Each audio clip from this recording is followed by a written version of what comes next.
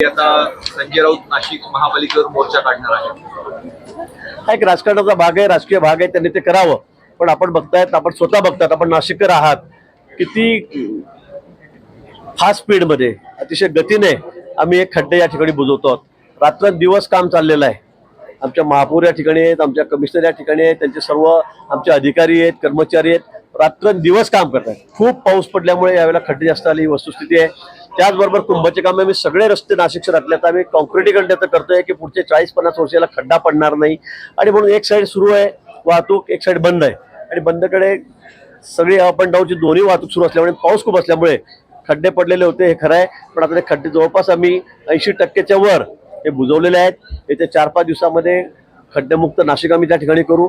पण खऱ्या अर्थाने जेव्हा सगळं काम पूर्ण होईल त्यावेळेलाच नाशिक शहराचा खरंच चेहरा मोहरा बदलणार आहे। आम्ही अंतर्गत जे रस्ते आहेत कॉलन्यामधले त्याच्यासाठी सुद्धा मुख्यमंत्री मोदयांकडून आता पैसे मंजूर करून घेतलेले आहेत, ते सुद्धा आम्ही आता तात्काळ करायला हाती घेणार आहोत। बनावट वर्क ऑर्डरच्या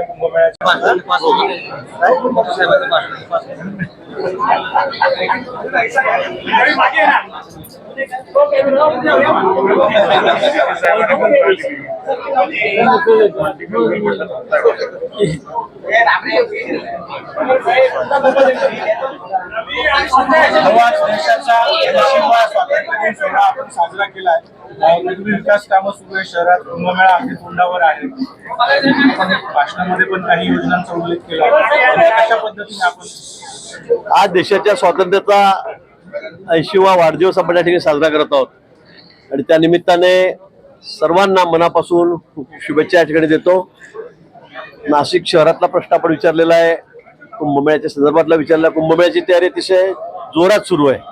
यावेळेला 35,000 कोटीच्या वर 37,000 कोटीपर्यंत आपला आकडा गेलेला आहे। इतक्या मोठ्या प्रमाणामध्ये निधी केंद्र शासनाने, विशेष करून माननीय पंतप्रधान यांनी आणि राज्यामध्ये माननीय देवेंद्रजी शिंदे साहेब, पवारताई यांनी या ठिकाणी दिलेला आहे। त्यामुळे नाशिक शहरामध्ये सर्वत्र कामं सुरू आहेत, सगळीकडे कामं सुरू आहेत, आणि येत्या 4-5 महिन्यामध्ये, 6 महिन्यामध्ये कामं पूर्ण होतील आणि नाशिक शहराचा पूर्ण चेहरा मोहरा बदलणार आहे। मला वाटतं अतिशय सुंदर असं शहर, स्वच्छ शहर म्हणून नाशिकचं नावलौकिक या ठिकाणी होईल अशी मला खात्री आहे। पण शिवयात्रा आणि रामयात्रेत आरोप केले जातात। 6 आरोपींना आतापर्यंत अटक केलेलं आहे आणि खरं तर यामध्ये अनेक जण जामीनमध्ये आहेत। हे सगळं घटना घडत असताना भाऊ आपल्याला काही कल्पना नव्हती का, आणि आपल्याला कधी कळालं हे नेमकं? मला ज्यावेळेला ही गोष्ट कळाली, संभाजीनगरचे काही लोक माझ्याकडे आले की बाबा हे अशी वर्क ऑर्डर मला मिळालेली आहे, तुम्हाला कोणी दिली? त्यांनी 4-5 नावं सांगितले मला, 5-6 लोकांची नावं सांगितले। ते 6 लोक 7 लोक अजून 2-3 त्याच्यावर आरोपी मला वाटतं भेटतील। पण यामध्ये मला असं वाटतं की जे दोषी असतील त्यांच्यावर कठोर कारवाई झाली पाहिजे। मला ज्यावेळी संभाजीनगरचे ठेकेदार माझ्याकडे आले त्यावेळेला मी लगेच या ठिकाणी आमचे अध्यक्ष आहेत गेडाम साहेब, त्यांच्या सहीने ते पत्र होते, मी त्यांना विचारणा केली। त्यानंतर CP आहेत आमचे कर्णिक साहेब, त्या दिवशी सुदैवाने बैठकही होती मुंबईला, मुख्यमंत्री मोदयांच्या कानावर मी गोष्ट घातली। CP, आम्ही आयुक्त, आम्ही बसून त्या ठिकाणी ते सगळं वर्कआउट बघितलं, त्या अतिशय फेक होत्या, बोगस होत्या, आणि म्हणून तात्काळ त्याच्यावर गुन्हा नोंदणी संदर्भामध्ये मी CP साहेबांना या ठिकाणी सांगितलंय, मुख्यमंत्री मोदयांनी सूचना दिल्या, आणि कोणालाही स्पेअर करायचं नाही। माझा हा एक दूरचा नातेवाईक आहे, त्याने ती चोरी केलेली आहे, आणि तो त्याचा थोडा तो तसा या बाबतीवर सराईत आहे, ते सगळ्या गावाला माहीत आहे। आणि म्हणून मला असं वाटतं की या ठिकाणी तो असेल, त्याच्याबरोबर काही लोक आहेत, धुळ्याचं कोणी एक जनाब आहे, या लोकांनी मिळून हा सगळा गुन्हा केलेला आहे। त्यांना आता अटक करण्यात, तात्काळ अटक करण्यात आलेली, म्हणजे त्यांना कळायची आताच आम्ही त्यांना काही लोकांना ताब्यात घ्यायला सांगितलं होतं, त्यांना ताब्यातही घेतलेलं आहे। 2 महिन्याआधी मुंबईच्या काही लोकांनी असाच प्रयत्न केला, 3 गुन्हे त्यांच्यावरही दाखल झालेले आहेत। त्यांनी सुद्धा अशा फेक वर्क ऑर्डर या ठिकाणी दिलेल्या होत्या। मला वाटतं ही प्रवृत्ती आहे, आणि या अशा प्रवृत्तींना ठेचलं पाहिजे, नाही तर अन्यथा असं कोणत्याही कामाचं काम निघालं की लोक बोगस वर्क ऑर्डर देत राहतील। त्यांनी समोरच्यांना फसवलं, ठेकेदारांना, त्यातून काही पैसे घेऊन टाकले, आता ते बिचारे ओरडत फिरतायत। पण त्यांनी सुद्धा, मला असं वाटतं त्यांनी सुद्धा पाहूनच हे केलं पाहिजे। तुम्ही जर 100 कोटी रुपयाची त्या ठिकाणी वर्कआउट घेतला तर तुम्ही काही टेंडर भरलं होतं का? त्याला काही आधार आहे का? काहीच नाही। का तुम्ही 1 रुपया भरत नाही, कुठे काही तुमची अनामत रक्कम भरत नाही, टेंडर नाही, आणि बिना टेंडरने तुम्ही त्यांना पैसे देतात, वर्क ऑर्डर घेतायत। मला वाटतं त्यांची चूक आहे। अशा पद्धतीने कोणी फसू नका। पण जे कोणी असतील त्याच्यामध्ये माझा नाते का विषय किरकोळ आहे, हा वारंवार अशा गोष्टी करत असतो, हा याच्यात त्याचा हातखंडा आहे, पण हा माझा दूरचा नाते हे खरं आहे, हे खरं आहे, हे मान्य केलेलं आहे।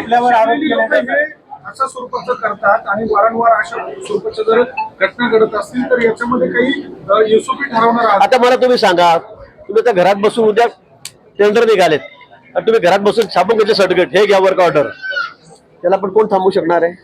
तसं थांबवणार आहात. जो घेणारा आहे हे त्यालाही कळायला पाहिजे की मी टेंडर न भरता 100 कोटीचं काम कसं काय भेटतंय मला. मी EMI भरत नाही 1 रुपया आणि मला वर्क ऑर्डर भेटते. म्हणजे हे मला वाटतं दोन्ही त्याच्यामध्ये दोषी आहेत. असंही करून आपण आपली फसवणूक कसं काय करू शकतो? जो माणूस 100-150 कोटी रुपयाची वर्क ऑर्डर घेतोय आणि ती पोलीस डिपार्टमेंटची, त्यांना जेवण, त्यांना मॅट्रेस, त्यांना पिलो, त्यांना कॉट, त्यांना पाणी, आणि तुम्ही अशा वर्क ऑर्डर घेता तर त्याची चौकशी सुद्धा करत नाही.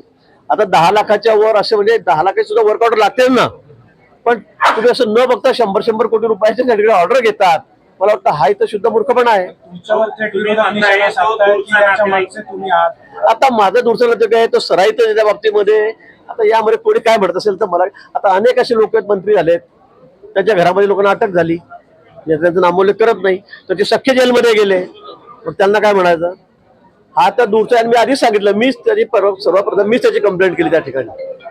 हे सगळं एक्सपोज व्हायच्या आधी मी कंप्लेंट केली, प्रेस घेऊन आपल्याला सांगितलं की असं असं झाशीमध्ये घडलेलं आहे. आता याच्यात तुझा माझा काय गुन्हा मला समजत नाही, पण आता या विरोधकांना विरोध करायचा आहे, त्यांना गदारोळ करायचा आहे आणि म्हणून मग त्या अशा गोष्टी करत असतात. शिवयात्रा आणि रामयात्रा अशा 2 पद्धतीने आपण या ठिकाणी कुंभमेळ्याच्या निमित्ताने ही कामं हाती घेतलेली आहेत. सगळं चित्रीकरण त्यांचं त्या ठिकाणी होणार आहे. आमचा सगळा जो इतिहास आहे तो या ठिकाणी दाखवला जाणार आहे. कुंभमेळ्यामध्ये आल्यावर फक्त स्नान करावं अशी कन्सेप्ट यातली नाहीये, पण लोकांना काही बघायला मिळालं पाहिजे, काही समजलंही पाहिजे, इथल्या पौराणिक कथा कळाल्या पाहिजेत, आणि म्हणून त्या दाखवण्याचा आम्ही या ठिकाणी प्रयत्न करणार आहोत. भाऊ, आव्हानं काय असल्यास पंतप्रधानांनी पण सांगितलं, युवा ही शक्ती आहे देशासाठी.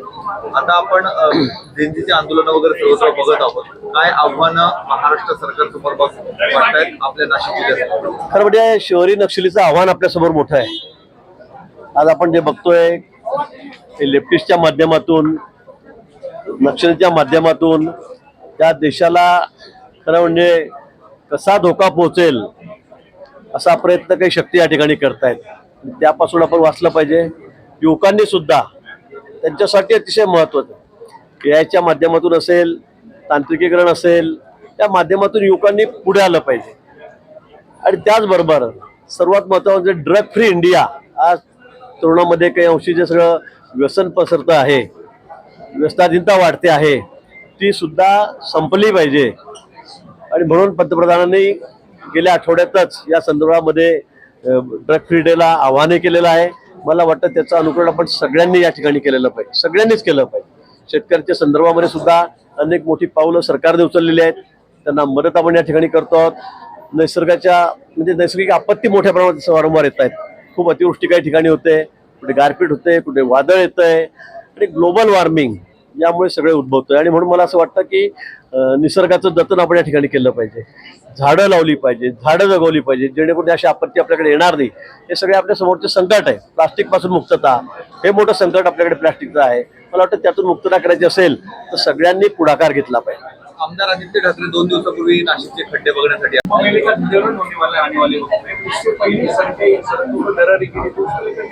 काय गिरी कुंभ मेले का ध्वजारोहण होने वाले आने वाले, हाँ तो उसके पहले ही जो कुंभ मेले की जो सड़क बनी उसको दरारेगी, तो उसको लेकर आप क्या करेंगे? रस्ते कडे गेले. मुझे लगता है ऐसे कहीं नहीं है, एक आध जगह हुआ भी होगा, तो मुझे लगता है उसको पूरा रास्ता तोड़ के नया बनाने के हमने कहा है. हमारे आयुक्त है, हमारे महापौर वहां पर गए भी थे, और बहुत अफोर्डेबल 25 जगह काम हुआ. तो एक थोड़ा सा 25 फीट का रास्ता थोड़ा खराब हो गया था, उखड़ गया. तो लेकिन मुझे ऐसा लगता है क्वालिटी के बारे में हम लोग कोई कॉम्प्रोमाइज नहीं कर रहे. IIT है, टाटा कंपनी है, ऐसे सब ट्राई पार्टी हमारा सब चेकिंग चल रहा है, इसमें कोई कॉम्प्रोमाइज नहीं है. रास्ता कितना भी बिलो गया हो, कुछ भी हो, टेंडर कैसे भी हो, लेकिन क्वालिटी के बारे में हमारे पास कोई कॉम्प्रोमाइज नहीं है. कॉन्ट्रैक्टर से हम अच्छा काम कर ले रहे हैं और कॉन्ट्रैक्टर भी अच्छा काम कर रहे हैं. भाऊ आज दूसरी बार राहुल गांधी और मल्लिकार्जुन खरगे होत आहे महाराष्ट्र काँग्रेसचं नाशिकमध्ये होत आहे. राहुल गांधी त्याला उपस्थित राहणार आहे. दोन दौरे पुणे आणि नाशिक राहुल गांधींचे महाराष्ट्रात होत आहे. चालेल, त्यांचं काही शिबिर असेल तर त्यांनी यावं, त्यांचं स्वागत आहे नाशिक शहरामध्ये, त्यांचं स्वागत आहे. पण मी पुन्हा सांगेल की लोकांचा विश्वास फक्त महायुतीवर आहे. एनडीएवर आहे, लोकांचा विश्वास माननीय मोदीजींवर आहे, राज्यामध्ये देवेंद्रजींवर आहे. त्यांनी किती उपवास केली तर त्यांना कुठलेही राज्य त्याच्या हातात येत नाही. आपण बघितलं असेल स्वतःच्या बळावर त्यांचं देशामध्ये एक सुद्धा राज्य नाहीये. इतकी वाईट अवस्था त्याची झालेली आहे. आणि म्हणून मला असं वाटतं सगळं मिमिक्री करण्यापेक्षा त्यांनी संघटनेचं काम अधिक चांगलं केलं पाहिजे. राज्यामध्ये सुद्धा काँग्रेसची अवस्था काय आहे? 4 नेते 4ची तोंड एकमेकांच्या बाजूला नाही आहेत, सगळे विरोधी बाजूला आहेत. आणि म्हणून मला असं वाटतं की त्यांनी आता संघटनेकडे लक्ष दिलं पाहिजे, त्याची गरज आहे. आता या नकलाकार जो चाललेला आहे सगळा प्रकार हा त्यांनी बंद केला पाहिजे. नाशिक जिल्ह्यामध्ये वारंवार भूकंपाचे धक्के बसत आहेत. काल देखील 24 तासात 2 वेळा धक्के जाणवले होते. त्यामुळे त्या सगळ्या पट्ट्यातले जे आदिवासी नागरिक आहेत त्यांच्यामुळे भीतीचं वातावरण आहे. हे खरं आहे, गेल्या 2-3 महिन्यामध्ये अनेक वेळा धक्के भूकंपाचे या ठिकाणी बसत आहे. काही ठिकाणी घरांना सुद्धा काही होऊ शकते, थोड्या प्रमाणामध्ये मोजक्या तडे गेलेले आहेत. काही ठिकाणी जमिनी सुद्धा वेगळा पडलेल्या. या संदर्भामध्ये कॅबिनेटमध्ये सुद्धा चर्चा यावेळेला झाली. माननीय मुख्यमंत्री स्वतः या संदर्भात त्यांनी सगळी माहिती घेतलेली आहे. केंद्र सरकारची जी यंत्रणा आहे आर्थिकच्या बाबतीमध्ये त्यांना सुद्धा त्यांच्याशी सुद्धा बोलणं झालेलं आहे. अतिरिक्त मशीन त्या ठिकाणी लावणं, त्या ठिकाणी भूकंप झालाच तर काय काळजी घ्यायला पाहिजे, काय करायला पाहिजे, त्याच्यापूर्वी काय केलं पाहिजे, या सगळ्या अवेअरनेस सूचना या आम्ही त्या ठिकाणी आता देणार आहोत. आणि त्याचबरोबर हे का होतंय हे सुद्धा शोधून काढणं गरजेचं आहे. पण या सगळ्या भूगर्भातल्या हालचाली आहेत, आपण बघताय तिथं नैसर्गिक आपत्ती खरं म्हणजे ही. आणि त्या संदर्भामध्ये खरं म्हणजे आता काळजी घेणं, काय केलं पाहिजे, काय करायला नको, अगदी शाळेतल्या मुलांपासून महाविद्यालयातल्या मुलांपासून सगळ्यांना त्याचं जाणीव करून देणं हे महत्वाचं आहे. आणि ते आम्ही आता सुरू केलेलं आहे.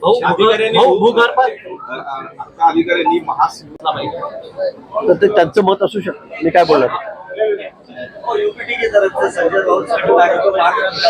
हाँ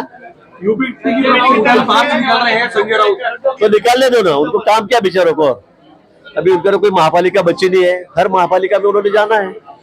एक भी महापालिका उनके पास नहीं है, एक भी राज्य में एक भी महापालिका उनके पास नहीं है. अपोजिशन में बैठे, उन्होंने बिल्कुल यहाँ क्या हर महापालिका में जाकर उन्होंने बैठना चाहिए, अनशन पे बैठना चाहिए, आंदोलन करना चाहिए. सामने खाली बूम के सामने बेहुदा बातें करने से तो अच्छा है कि वो जाके थोड़ा फील्ड पे काम करे. उससे तो भी 2-5 नगर से हो गया, 1-2 नगर पालिका उनके हाथ में आ जाएगी, महापालिका तो आएगी नहीं. जिला परिषद है, अभी कोशिश करना चाहिए उन्होंने कि एक महापालिका हमको मिलेगी, अपने एखादी जिला परिषद हमें मिलेगी, पंचायत समिति हमारे पास आएगी. लेकिन ये सब बातें छोड़कर वो अपना वक्त फिजूल बातें करने में, बकवास करने में गमा रहा है.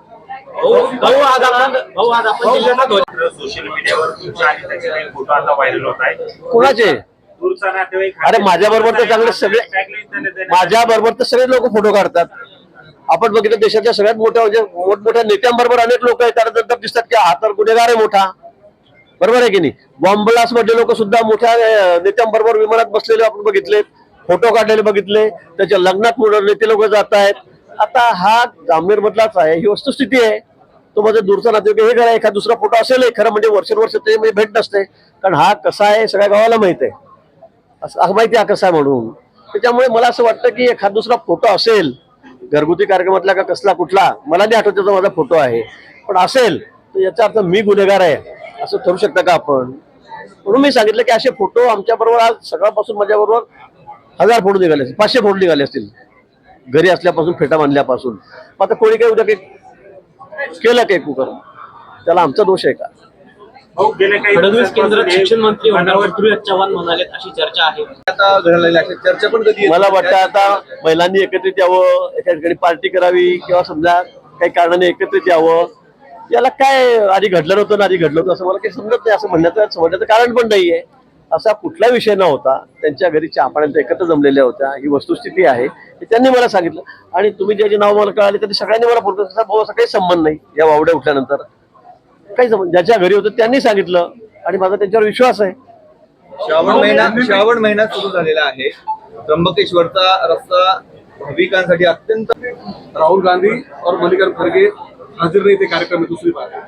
नहीं, उनको समय नहीं उसके लिए, उस बात के लिए उनको समय नहीं. राहुल गांधी को अलग काम के लिए समय है आजकल वो बहुत बिजी है. आजकल जोकर का काम वो कर रहे हैं, वो भूमिका वो निभा रहे हैं. तो इसलिए 15 अगस्त के लिए उनके पास समय नहीं है. और आप रोज देख रहे हैं कैसे कैसे हरकतें वो कर रहे हैं, बचपना हरकत कर रहे हैं, जोकर की भूमिका वो निभा रहे हैं. मुझे लगता है इसी काम में वो व्यस्त है, उनको फ्लैग होस्टिंग के लिए समय नहीं है, स्वतंत्र दिन मनाने के लिए उनके पास समय नहीं है। एकूणच जे काही काम सुरू आहे त्याला डिवचण्याचा प्रयत्न या निमित्तानं केला जातो. कुठला पक्षातूनच महापौर ज्या पद्धतीने काम करत आहे त्या कामालाच अशा पद्धतीने डिवचण्याचा अजिबात नाही. आम्ही सगळे एक संघ आहोत, एकत्रित आहोत. अगदी त्या किटीच्या बैठकीच्या निमित्ताने सगळ्या महिला जमलेल्या होत्या असं मला माहित आहे. ज्यांच्याकडे जमले त्यांनी मला सांगितलेलं आहे. त्यामुळे असं कुठेही याच्यामध्ये 1% सत्यता नाहीये, 1% सुद्धा नाही. ज्या महिला त्या ठिकाणी त्यांनी आम्हाला सांगितलं की आम्ही तर एकत्रित झालो होतो, आमची वेगळी मिटिंग होती. त्या संदर्भामध्ये कुठेही महापौरच्या विरोधात किंवा कुठल्या प्रशासनाच्या विरोधात या म्हणण्याला कुठलाही अर्थ नाही. ते वाईट याचं वाटतंय नागरिकांना. भाजपमध्ये आधी कधी असं मला आता रस्त्याचं काम अतिशय गतीने सुरू आहे. अजून त्याला गती द्यावी अजून अशा सूचना आम्ही ठेकेदाराला दिलेल्या आहेत. पण आपला टार्गेट कुंभमेळा आहे. आता एवढा मोठा रस्ता होणार आहे तर त्याला वेळ लागणार आहे. तो की असं लगेच श्रावणात करून टाका आणि भाद्रपदात करून टाका असं होणार नाही. आणि म्हणून मला वाटतं की आपलं टार्गेट कुंभमेळा आहे. कुंभमेळ्यापर्यंत आपण तो रस्ता पूर्ण करू. आता एक साईड पूर्ण झालेली आहे, एका साईडने वाहतूक सुरू आहे, दुसऱ्या रस्त्याचं काम सुरू आहे. मला वाटतं 4-6 महिने लागतील, 4-5 महिने लागतील अजून त्या रस्ता, कारण हा मोठा रस्ता आहे, लांबी मोठी आहे. त्यामुळे मला असं वाटतं की 4-6 महिन्यामध्ये हा रस्ता पूर्ण होईल. कुंभमेळ्याच्या 5-6 महिने आधी हा रस्ता पूर्ण होईल आणि तो आपण वापरायला मोकळा. महासिंहस्थ कुंभमेळ्याला स्वाभिमान्यांचा विरोध आहे. महासिंहस्थ असं कोणत्याही धार्मिक मध्ये ते उल्लेख नाही, त्यामुळे कुंभमेळा असं उल्लेख करावं असं एक मागणी होतं. ठीक आहे, ती मागणी झालेली आहे. महाकुंभ ज्यांनी म्हटलं, सिंहस्थ महाकुंभ तसा उल्लेख आम्ही करू, त्यात काही अडचण नाहीये. शब्द मागे पुढे करत असेल त्याला काही आमची हरकत नाही, ते आम्ही करू. भूगर्भात हालचाली चालू आहेत, त्याच्यामुळे भूकंप होत आहेत. राजकारणाचे काही हालचाली चालू आहेत का? राजकीय भूकंप होण्याची शक्यता? आमच्या हालचाली चालूच राहतात, ते आपण बघतायत, त्या कोणी थांबू शकत नाही. कुठलीही बैठक महापौरांच्या संदर्भामध्ये नव्हती. किटी फिटीची काहीतरी ती बैठक होती. मला सगळ्या महिलांनी त्या ठिकाणी सांगितलं, ज्यांच्या घरी होती त्यांनी मला सांगितलेलं आहे. उगाच या अफवा पकडत येत आहेत, त्याला काही अर्थ नाहीये. ज्या पद्धतीनं काम सुरू आहे अशा स्वरूपानं एखाद्या पद्धतीनं अशा